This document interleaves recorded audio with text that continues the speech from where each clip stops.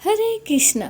आप सभी भक्तों को इंदिरा एकादशी की बहुत बहुत शुभकामनाएं। क्या आपने कभी सोचा है कि अगर लड्डू गोपाल जी स्वयं ही किसी के घर में पधार जाए तो उस घर का दुर्भाग्य कैसे सौभाग्य में बदल जाता है।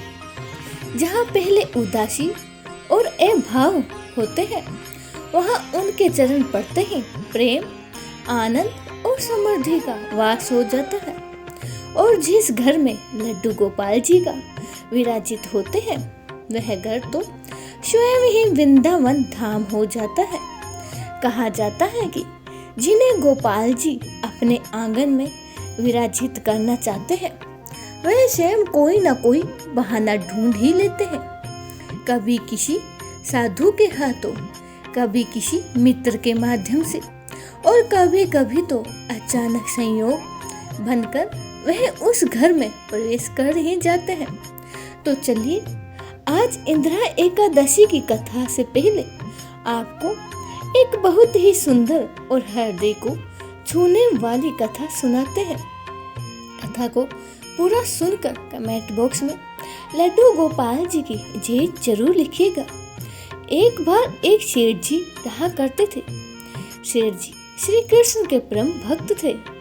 एक दिन एक बार उनके मन में इच्छा हुई कि वे भी अन्य लोगों की तरह अपने घर में लड्डू गोपाल जी को विराजित करें। और जब भक्त के मन में ऐसे भाव आ जाए तो भगवान भी अपने भक्त के घर पर आने का कोई न कोई बहाना या साधन ढूंढ ही लेते हैं।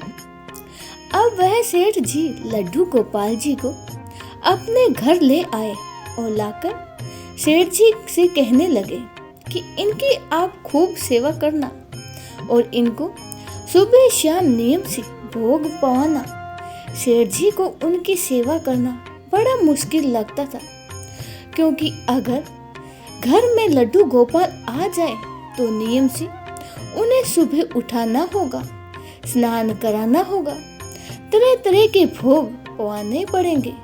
और कभी कभी वे नखरे दिखाए तो उनके नखरे भी उठाने पड़ेंगे। और भोग भी दिन में जब जब उन्हें भूख लग जाए करेगी, तब तब उन्हें भोग पवाना भी पड़ेगा। अब उनके घर में इतना काम काज है, ऊपर से उनके खुद के बच्चे हैं, उनकी देखभाल करने में ही इतना समय नहीं मिलता। तो फिर भला बताओ मैं ठाकुर जी की सेवा कैसे करूंगी। लेकिन सेठ जी की इच्छा के आगे उन्हें कुछ झुकना पड़ा। अब जैसे तैसे समय निकालकर उन्होंने कुछ दिन तो लड्डू गोपाल जी की सेवा की, लेकिन जब उनके वश में नहीं हुआ, उन्हें समय नहीं मिल रहा था, तो उन्होंने एक दिन क्या किया कि लड्डू गोपाल जी को अपने बंगले के बगीचे में मिट्टी खोद कर दबा दिया और अपने पति को यानी सेठ जी ने कह दिया कि लड्डू गोपाल जी तो चोरी हो गए। सेठ जी ने सुना तो उन्हें बड़ा ही दुख पहुंचा, लेकिन ठाकुर जी की इच्छा है यही होना था, ऐसा मानकर वे मन मौज कर रह गए। अब उनके घर में एक माली जो बगीचे की देखभाल करने के लिए अक्सर आया करता था। उसी बगीचे का वह बाग बड़ा ही सुंदर लगता और बड़ा ही आकर्षित करता। वह बाग जहाँ पर सेठानी जी ने लड्डू गोपाल जी को दबाया था, पता नहीं क्या आकर्षण था उस जगह में कि माली अक्सर कुछ देर के लिए उस जगह पर बैठ जाया करता था, उसे निहारा करता था। एक भी मधुर सी सुगंध उसकी नाक में बस जाया करती थी।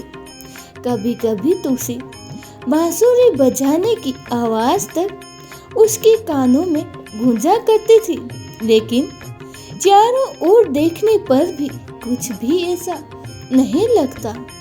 अब एक दिन न जाने उसके मन में क्या आया कि उसने उस जमीन को और उस हिस्से को खोदना खोदा तो उस मिट्टी में दबे हुए लड्डू गोपाल जी मिल गए और वह भागा भागा सेठानी जी से के पास गया और बड़ा ही प्रसन्न होकर सेठानी जी को बताने लगा कि सेठानी जी देखो तो जरा मुझे क्या मिला है।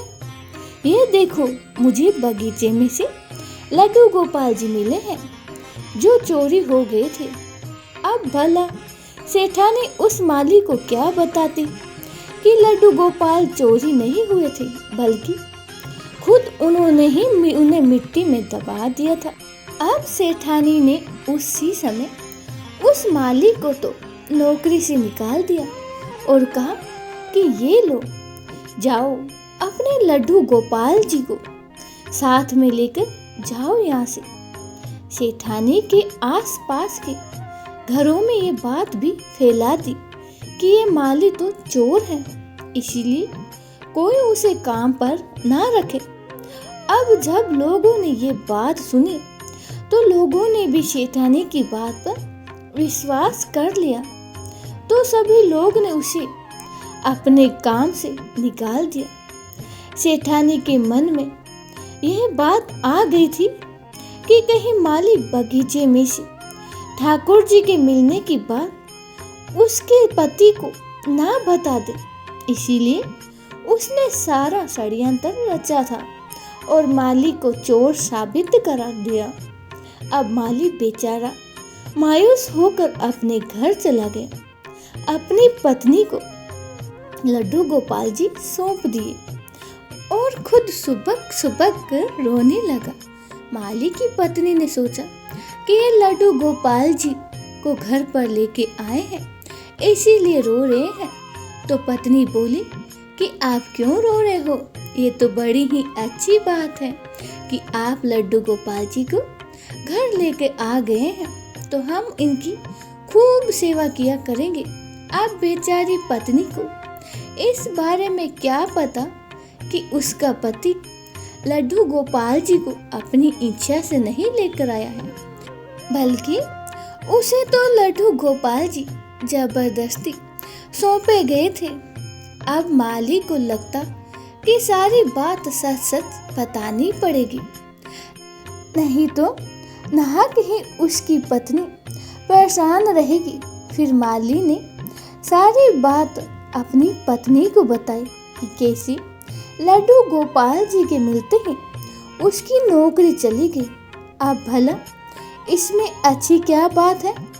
तो पत्नी ने अपने पति को डांसा बताया और कहा कि परेशान मत हो, भगवान पर विश्वास रखो, इसमें भी उन्होंने जरूर कुछ न कुछ अच्छा ही सोच रखा होगा।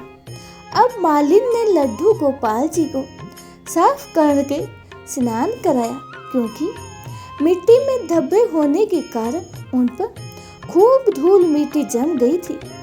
फिर उन्हें घर में मंदिर में स्थापित करके बड़े ही प्रेम से भोग पवाया। जब पत्नी ने लड्डू गोपाल जी की मिट्टी साफ करी तो उस मिट्टी को इकट्ठा कर दिया। अब भोग आदि पवाने के बाद उसने अपने पति से पूछा कि इस मिट्टी का क्या करूं? तो माली कहने लगा कि बाहर आंगन में इतनी सारी मिट्टी पड़ी है, उसमें ही मिला दे, उसमें ही फेंक दे। पत्नी ने पति की बात मानकर मिट्टी बाहर पड़े ढेर पर फेंक दी। अब उस माली का 2 वक्त का गुजारा तक बड़ी मुश्किल से हो रहा था, क्योंकि एक तो उसकी नौकरी चली गई थी और दूसरा उसके चोर होने की झूठी खबर के कारण सभी ने उसे नौकरी से निकाल दिया था और अब उसे कहीं और काम नहीं मिलना भी बड़ा ही मुश्किल हो रहा था। एक दिन की बात है कि एक व्यक्ति उसके घर के बाहर से गुजर रहा था, तो उसने माली के घर के बाहर पड़ी मिट्टी से बहुत ही सुंदर फूल खिल रहे थे देखा। तो उसने माली को बाहर बुलाया और पूछा कि क्या तुम इन फूलों के बारे में जानते हो? माली ने देखने के बाद बोला कि मैंने यहाँ पर ये फूल उगाने से पहले ही कभी नहीं देखे थे और ना ही मुझे इन फूलों के बारे में कोई जानकारी है। उस व्यक्ति ने बताया कि ये तो बड़ी ही खास किस्म के फूल हैं। बाजार में ये फूल बहुत ही महंगे दाम में बिकते हैं। माली ने जब फूल के बारे में जानकारी इकट्ठा की तो उसने पाया कि उस व्यक्ति की बातों तो एकदम सच है। वो फूल बहुत ही खास और कीमती थे जो बहुत ही महंगे दाम पर बिकते थे। अब उसने उन फूलों की खेती बड़े पैमाने में शुरू कर दी और कुछ ही वर्षों में वह धनवान बन गया। उन दोनों पति पत्नी ने निश्चय किया कि ठाकुर जी की सेवा में विघ्न न आ जाए, इसीलिए हम अपनी संतान ही पैदा नहीं करेंगे, क्योंकि अगर हम अपने बच्चे पैदा करेंगे तो हो सकता है कि उनकी देखभाल में हम अपने लड्डू गोपाल जी की सेवा करना ही भूल जाएंगे, बल्कि हम तो अब ठाकुर जी की ही सेवा करेंगे और उन्हें ही अपने बच्चे की तरह सेवा किया करेंगे। अब एक दिन उस माली ने घर पर एक भिखारिन भिक्षा मांगने आई। माली ने उसे पहचान लिया। माली ने देखा तो कहा, सेठानी जी, आप भीख क्यों मांग रही है? माली तो भिखारिन को पहचान गया, लेकिन भिखारिन उस माली को नहीं पहचान पाई और मालकिन ने पूछा कि तुम कौन हो? वो कहने लगी, तुम कौन हो भाई? मैंने तुम्हें नहीं पहचाना।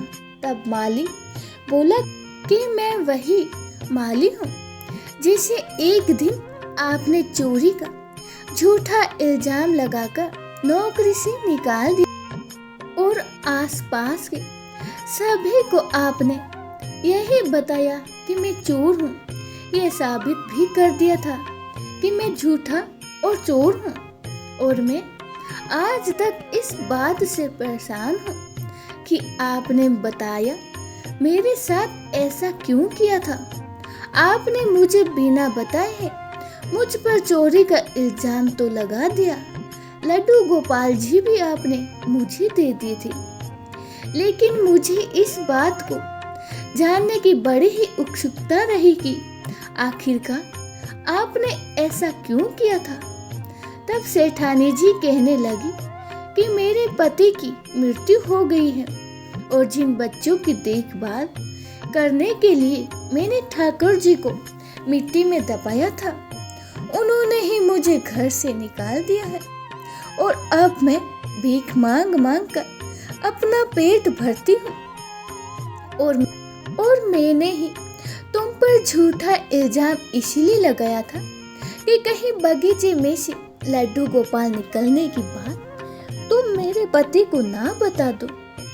तब माली कहने लगा, कोई बात नहीं, आप परेशान मत हो, मैं आपकी सेवा किया करूंगी, क्योंकि कारण चाहे कुछ भी हो, लेकिन आप ही तो हो जिसके कारण मुझे लड्डू गोपाल जी मिले और उनकी कृपा से मेरा पूरा जीवन ही बदल गया। तो ऐसे में लड्डू गोपाल जी जिसके घर में जाते हैं उसके दिन फेर देते हैं। सभी प्रेम से बोली, लड्डू गोपाल जी की जय हो, श्री राधा रानी की जय हो। अब कल्पना कीजिए, हस्तिनापुर का विशाल महल दृश्य सामने है। राजसभा सजी हुई है, पर वातावरण एक गहन जिज्ञासा और गंभीरता से भरा हुआ है। उसी समय करुणा और हृदय रूप से परिपूर्ण द्वारकाधीश श्री कृष्ण पधारते हैं। उनके तेज से पूरा महल आलोकित हो उठता है, मानो स्वयं ही सूर्य के अपने प्रकाश को ही लज्जित कर दिया हो। धर्मराज युधिष्ठिर, जिनके हृदय में सदैव धर्म और पितृ ऋण की चिंता रहती है, श्रद्धा भाव से खड़े होकर प्रभु का स्वागत करते हैं। उनके मन में एक गंभीर प्रश्न उमड़ रहा है, जिसे केवल वासुदेव नंदन श्री कृष्ण ही स्पष्ट कर सकते हैं। वह विनम्र निम्र स्वर से पूछते हैं, हे मधुसूदन, पितृपक्ष में आने वाली एकादशी का क्या महत्व है और यह किस प्रकार हमारे पितरों को मोक्ष प्रदान करती है और क्यों इस व्रत को मनुष्य जीवन में अत्यंत ही आवश्यक माना गया है। सभा शांत हो जाती है और सभी की दृष्टि श्री कृष्ण पर टिक जाती है, क्योंकि अब धर्मराज के इस प्रश्न का उत्तर स्वयं श्री कृष्ण देने वाले हैं। युधिष्ठिर महाराज की जिज्ञासा को शांत करते हुए श्री कृष्ण ने कहा, राजन, अश्विनी कृष्ण पक्ष में इंद्रा नाम की एकादशी होती है। उसके व्रत के प्रभाव से बड़े बड़े पापों का नाश हो जाता है। नीच योनि में पड़े हुए पितरों को भी यह एकादशी सद्गति दिलाने वाली है। हे राजन, इस विषय में एक वृत्तांत सुनाता हूँ, उसे ध्यान पूर्वक सुनो। पूर्वी समय की बात है कि सतयुग में इंद्रसेन नाम से विख्यात एक राजकुमार थे, जो अब महिष्मती पुरी में राजा होकर धर्म पूर्वक अपनी प्रजा का पालन किया करते थे। उनका यह सभी और फैल चुका था। राजा इंद्रसेन भगवान विष्णु की भक्ति में तत्पर होकर गोविंद के मोक्षदायक नामों का जाप किया करते थे और समय बिताया करते थे और विधि पूर्वक अध्यात्मक तत्व के चिंतन में सलगल रहते थे। एक दिन राजा राज्य सभा में सुख पूर्वक बैठे हुए थे कि इतने में ही देवर्षि नारद मुनि आकाश से उतरकर वहां आ पहुंचे। उन्हें आया देखकर राजा हाथ जोड़कर खड़े हो गए और विधि पूर्वक पूजन करने लगे। उन्हें आसन पर बिठाया। उसके बाद वे इस प्रकार बोले, हे मुनि श्रेष्ठ, आपकी कृपा से मेरी सर्वथा कुशल है। आज आपके दर्शन से मेरी संपूर्ण यज्ञ क्रियाएं सफल हो गई। देवर्षि, अपने आगमन का कारण बताइए, मुझ पर कृपा करें। तब देवर्षि नारद जी ने कहा, हे राजन, सुनो मेरी बात, तुम्हें आश्चर्य में डालने वाली है। मैं ब्रह्मलोक से यमलोक में आया था। वहाँ एक श्रेष्ठ आसन पर बैठा और यमराज ने मेरी भक्ति पूर्वक पूजा की।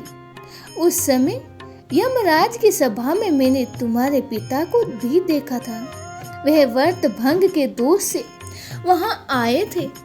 राजन, उन्होंने तुमसे कहने के लिए एक संदेश दिया है, उसे सुनो। उन्होंने कहा है कि बेटा, मुझे इंद्रा के व्रत का पुण्य देकर स्वर्ग में भेजो, और उनका यह संदेश लेकर ही मैं तुम्हारे पास आया हूँ।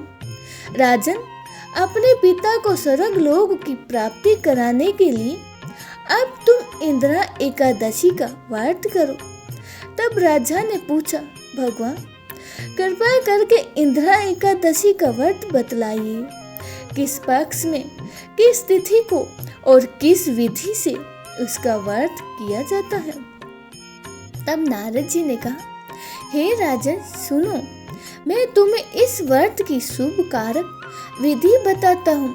अश्विनी मास के कृष्ण पक्ष में दशमी की उत्तम दिन को ही श्रद्धायुक्त चित्त से प्रातः काल ही स्नान करें, फिर मध्य काल में स्नान करके एकाग्रचित्त होकर एक समय ही भोजन करें और रात्रि में भूमि पर ही सोए। रात्रि के अंत में निर्मल प्रभात होने पर एकादशी के दिन दांतुन करके मुंह धोएं और इसके बाद ही भक्ति भाव से इस मंत्र को पढ़ते हुए उपवास का नियम ग्रहण करें। ए अस्तित्वा निहारा सर्वे भोग विवर्जित शोभाये भक्षण पुण्याक्षण्यम शरणायम भवाच्युता अर्थातम। हे कमल नयन भगवान नारायण, आज मैं सब भोगों से अलग होकर निहारा रहकर कल भोजन करूंगा। हे अच्युत, आप मुझे शरण दे। इस प्रकार नियम करके मध्यम काल से पितरों की प्रसन्नता के लिए शालिग्राम जी शिला के सम्मुख विधि पूर्वक श्राद्ध करें और दक्षिणा से ब्राह्मणों का सत्कार करके उन्हें भोजन कराएं। पितरों को दिए हुए अन्नमय पिंड को सूंघ कर विद्वान पुरुष गाय को खिला दें।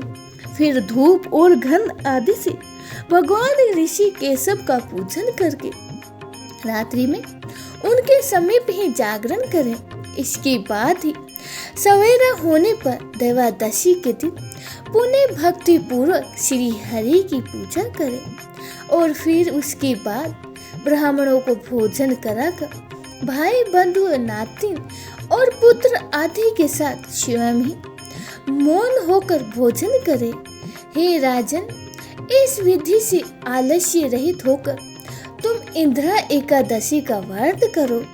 इससे तुम्हारे पितृ भगवान विष्णु लोक वैकुंठ धाम में चले जाएंगे। भगवान श्री कृष्ण कहते हैं, हे राजन, राजा इंद्रसेन से ऐसा कहकर देवर्षि नारद अंतर ध्यान हो गए और फिर राजा ने उनकी बताई हुई विधि से तत्पुर की रानियों पर और पुत्रों और रथों सहित उस उत्तम व्रत का अनुष्ठान किया।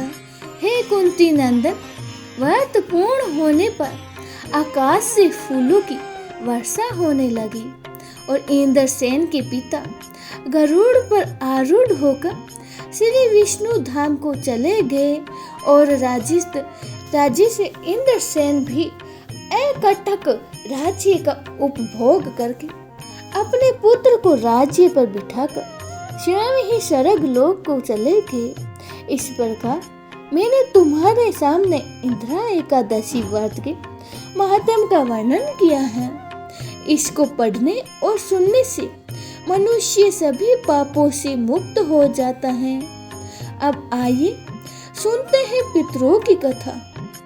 प्रयागराज में त्रिवेणी संगम का जल पाप मुक्ति तो कराता है, साथ ही मोक्ष भी प्रदान करने वाला है। आइए जानते हैं प्रयागराज में त्रिवेणी संगम से जुड़ी एक प्राचीन कथा। आखिर कैसे कुंभ नगरी में त्रिवेणी जल की महिमा से एक प्रेत योनि से मुक्त हो पाता है। कहा जाता है कि अनादि काल में केरल में एक वसु नाम का एक ब्राह्मण रहता था, लेकिन उसका आचरण बहुत ही खराब था। उसके भाई बंधुओं ने उसे भूमिहीन करके घर से निकाल दिया और वह दुखी होकर निर्धरता से अपनी जन्म भूमि को त्याग कर इधर उधर भटकने लगा और जंगलों में भटकता हुआ वह भूख और प्यास से व्याकुल ब्राह्मण वेदीय पर्वत पर जा पहुंच गया और वहां तड़पते तड़पते हुए उसकी मृत्यु हो गई। कहा जाता है कि उसका देह संस्कार न होने के कारण प्रेत बनकर वह वन की कंदराओं में चिरकाल तक निवास करता रहा। वह गर्मी सर्दी से परेशान और बिना जल के हाहाकार करता हुआ भटकने लगा। एक दिन की बात है कि उसी मार्ग से एक यात्री घड़े में त्रिवेणी का जल लेकर भगवान जनार्दन के श्लोक का पाठ करते हुए वहां से जा रहा था कि एकाएक ही प्रेत उसके सामने आ गया और उसने उस यात्री से कहा कि डरो मत, हे धर्मनिष्ठ, मैं तुम्हारी घघरी से त्रिवेणी का पवित्र जल पीना चाहता हूँ, लेकिन अगर तुमने जल नहीं दिया तो मैं तुम्हारे प्राण ले लूंगा। प्रेत के वचन सुनकर वह पार्थिक बोला, हे नीलवर्णन भयंकर चंचल नेत्र वाले, तुम कौन हो और तुम्हारा शरीर मांस रहित क्यों है? इस पर प्रेत ने उसे बताया कि मैं लोभी माली ब्रह्मचारी क्रिया रहित एक ब्राह्मण था। पूर्व जन्मों की ऐसी कर्मों के कारण ही मेरी ऐसी दर्दनाक मृत्यु हो गई है। तब पार्थिक ने उस प्रेत को जल दे दिया। प्रेत ने जल पिया और उसी क्षण वह प्रेत योनि से मुक्त होकर दिव्य देहधारी हो गया। और उस दिव्य देहधारी पुरुष ने कहा कि हे पार्थिक, त्रिवेणी के जल की महिमा का वर्णन कोई नहीं कर सकता। इसे तो स्वयं ही महादेव ने अपने मस्तक पर धारण करते हैं, जो अचिंत्य शक्ति वाला है। अनेकों आशीर्वाद देकर वह पिशाच प्रेत योनि से मुक्त होकर स्वर्ग लोक को चला गया। इस प्रकार प्रयागराज के महत्व को जानकर महाकुंभ में माघ मास में त्रिवेणी के जल आचमन से पाप तो दूर हो ही जाते हैं, पिशाच योनि से भी मुक्ति मिल जाती है। ज्योतिष विज्ञान की दृष्टि से उज्जैन अर्थात उज्जैन नगरी का अपना विशिष्ट स्थान है और श्राद्ध पक्ष में उज्जैन में स्थापित शिवलिंग श्री पिशाच मुक्तेश्वर महादेव का भी विशेष महत्व है। श्राद्ध पक्ष के इन 16 दिन में 84 महादेव में से 68वें नंबर पर आने वाले श्री पिशाच मुक्तेश्वर महादेव पर शुद्ध गाय के दूध मिश्रित तिल, जो गंगा जल, शिप्रा आदि नदी से अभिषेक करने से पितर तृप्त होकर और प्रसन्न हो जाते हैं। पूर्वज चाहे किसी भी योनि में प्रवेश कर गए हो, चाहे वे अकाल मृत्यु को प्राप्त हो गए हो, चाहे उनका दाह संस्कार विधिवत ना किया गया हो, पिशाच मुक्तेश्वर महादेव उन्हें प्रेत योनि से मुक्त करते हैं। कलयुग में सोम नाम का शत्रु हुआ करता था। मरने पर वह मेरु देश में पिशाच योनि में पड़ गया। एक समय उसी मार्ग से हर एक विद्या का जानकार ब्राह्मण मिला। उसे देखकर पिशाच उसे खाने के लिए दौड़ पड़ा।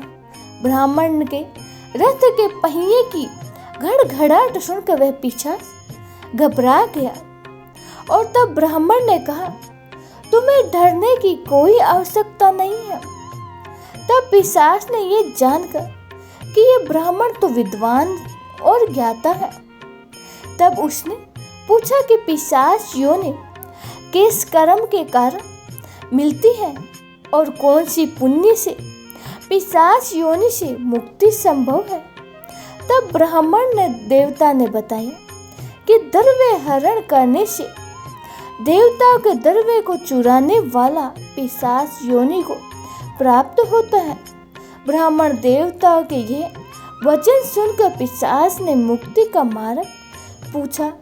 तब उन्होंने बताया कि तीर्थ नगरी प्रयागराज अवंतिका में पिशाच तत्व को नाश करने वाले महादेव श्री पिशाच मुक्तेश्वर महादेव, उनकी दर्शन मात्र से ही तुम्हें पिशाच योनि से मुक्ति मिल जाएगी। तब वह पिशाच महाकाल वन में आया और उसने शिप्रा नदी में स्नान किया और उस दिव्य नदी में स्नान करने के बाद उस पिशाच ने लिंगी के दर्शन किए। तब उसे पिशाच योनि से मुक्ति मिल गई और वह विष्णु लोक को प्राप्त हुआ। बोलिए महादेव की जय हो। जो व्यक्ति पितृ पक्ष में श्री पिशाच मुक्तेश्वर धाम में लिंग के दर्शन करता है और अभिषेक करता है, उनके पितरों का मोक्ष हो जाता है और उन्हें प्रेत या पिशाच योनि से भी मुक्ति मिल जाती है। अब सुनने 11 भक्तों, जिस प्रकार बिना दीपक के रात्रि अधूरी प्रतीत होती है, उसी प्रकार 11 माता की कथा के बिना एकादशी की कथा भी तो अधूरी मानी जाती है। और जब तक 11 माता का स्मरण और उनकी पावन कथा का शरण ना हो, तब तक एकादशी व्रत का पूर्ण फल प्राप्त नहीं होता है। इसीलिए कहा गया है कि एकादशी और 11 माता की कथा एक दूसरे की आत्मा है, एक दूसरे के बिना अधूरी है। तो आइए अब उसी श्रद्धा के साथ सुनते हैं 11 माता की यह पावन कथा। एक बार देवर्षि नारद जी वैकुंठ लोक को गए। वहां उन्होंने भगवान श्री लक्ष्मी नारायण जी को प्रणाम किया। फिर नारद जी ने श्री हरि से कहा, प्रभु अब धरती पर आपका प्रभाव कम हो रहा है। धर्म पर चलने वालों को कोई अच्छा फल नहीं मिल रहा है। जो पाप कर रहे हैं उनका तो भला हो रहा है। तब श्री हरि कहने लगे, ऐसा नहीं है देवर्षि, जो भी हो रहा है सब नियमित के कारण हो रहा है। श्री हरि की बात सुनकर नारद जी बोले, प्रभु मैं तो देख कर आ रहा हूँ कि पापियों को तो अच्छा फल मिल रहा है, लेकिन भला करने वाले और धर्म के रास्ते पर चलने वाले लोगों को बुरा फल मिल रहा है। उन्हें दुख भोगने पड़ रहे हैं। भगवान ने कहा, देवर्षि कोई ऐसी घटना बताओ जिसे तुम्हें यह लग रहा हो। नारद जी कहने लगे, प्रभु अभी अभी मैं एक जंगल से आ रहा हूँ। वहाँ पर एक गाय दलदल में फंसी हुई थी। कोई भी उसे बचाने वाला नहीं था। थोड़ी ही देर के बाद मैंने देखा कि एक चोर उधर से गुजरा। दलदल में फंसी हुई गाय को देखकर वो रुका तक नहीं, बल्कि उस गाय पर पैर रखकर वह दलदल से भरा हुआ गड्ढा लांद कर आगे गया तो उस चोर को सोने की मोहर से भरी एक थैली मिली। थोड़ी ही देर बाद वहां पर एक साधु महाराज आए। उन्होंने उस गाय को दलदल में फंसा देखा तो गाय को बाहर निकालने की पूरी कोशिश की और पूरी ताकत लगाकर आखिरकार उस गाय को निकाल दिया। गाय को बाहर निकालने के प्रयास में वह साधु महाराज खुद दलदल में लथपथ हो गए थे। और जब वह साधु महाराज आगे बढ़े तो एक गड्ढे में गिर गए और उन्हें चोट लग गई। प्रभु अब आप ही बताइए ये कौन सा न्याय है। नारद जी की पूरी बात सुन लेने के बाद श्री हरि बोले, देवर्षि यह सही ही हुआ।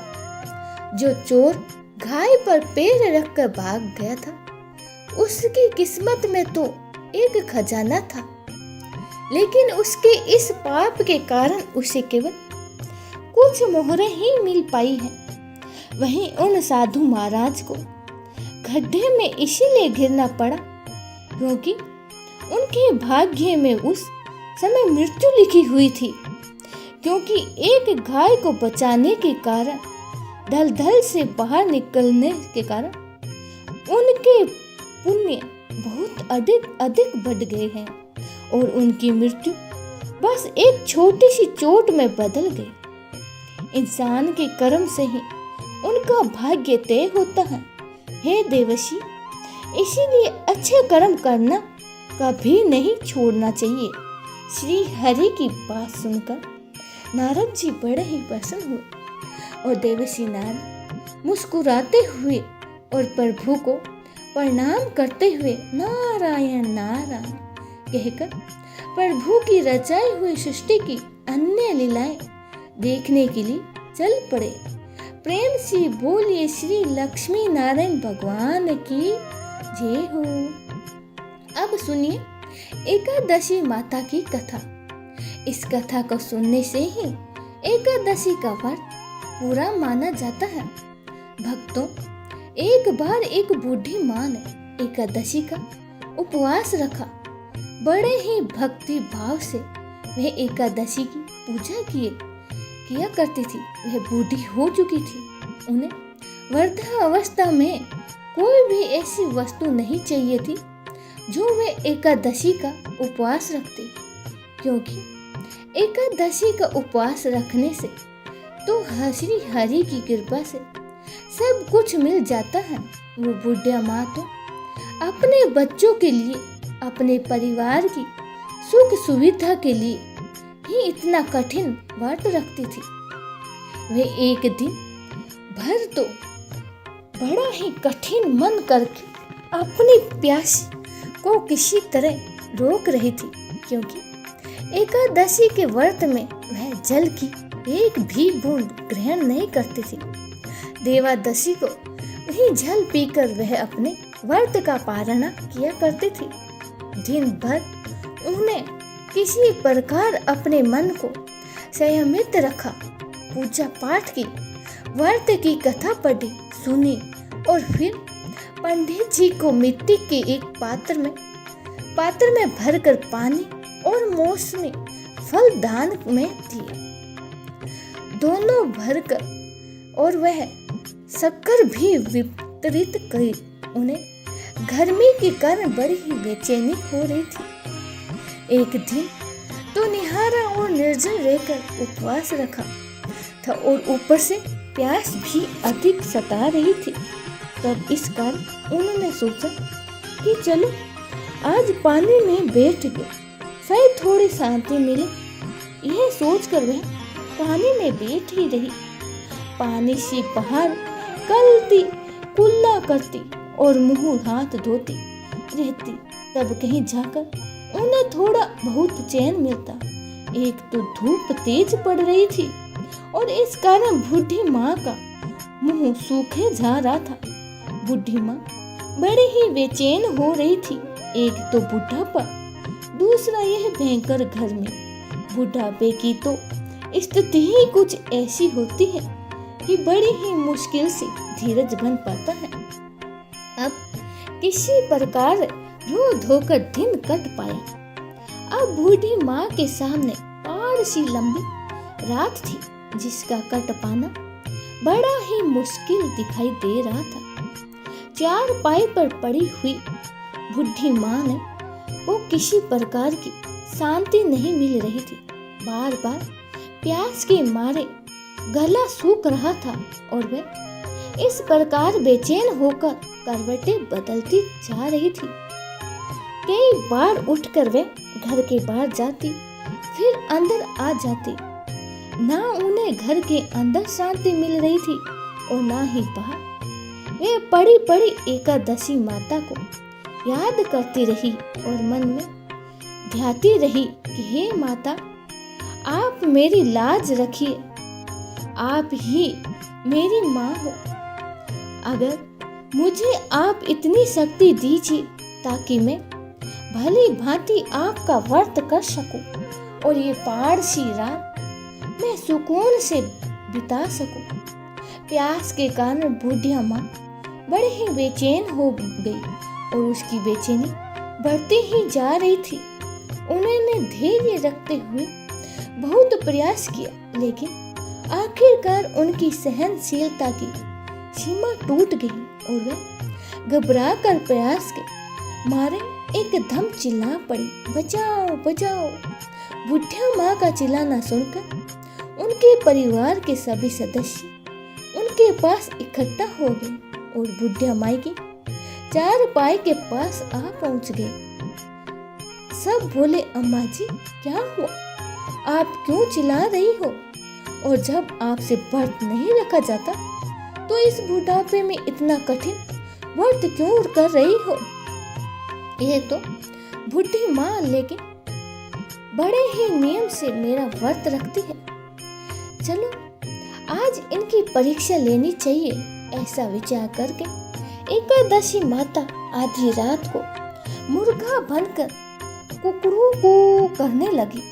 मुर्गे की तर सुनकर बूढ़ी माँ जल्दी से उठी और बाहर जाकर आसमान की ओर निहारा, लेकिन आसमान में तो कहीं भी उन्हें सुबह का तारा दिखाई भी नहीं दिया। अब वह सोचने लगी कि फिर ये मुर्गा भला क्यों और कैसे बोल रहा है।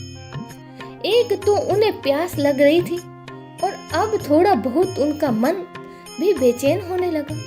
आखिरकार उन्होंने यह दृढ़ निश्चय किया कि अब तो मैं इस व्रत को पूरा करके ही छोड़ूंगी, फिर चाहे व्रत पूरा होने से पहले मेरे प्राण ही क्यों ना निकल जाए। मन में ऐसा पक्का निश्चय कर वह वापस चार पाई पर लेट गई और उसके लेटते ही थोड़ी ही देर के बाद एकादशी माता ने उनकी फिर से परीक्षा लेनी चाहिए। तो वह एक छोटी सी कन्या का रूप धारण कर गिलास में मीठा पानी लेकर उनके सिरहाने खड़ी हो गई और जोर से बोली, दादी जी सवेरा हो गया है, आप हाथ मुंह धोकर शरबत पी लीजिए। पहले तो शरबत का भरा हुआ गिलास देकर बुढ़ी माँ का मन ललचाए, लेकिन प्यास के मारे गला जो सूख रहा था। किंतु अचानक उन्हें याद आया कि आज तो एकादशी का उपवास है।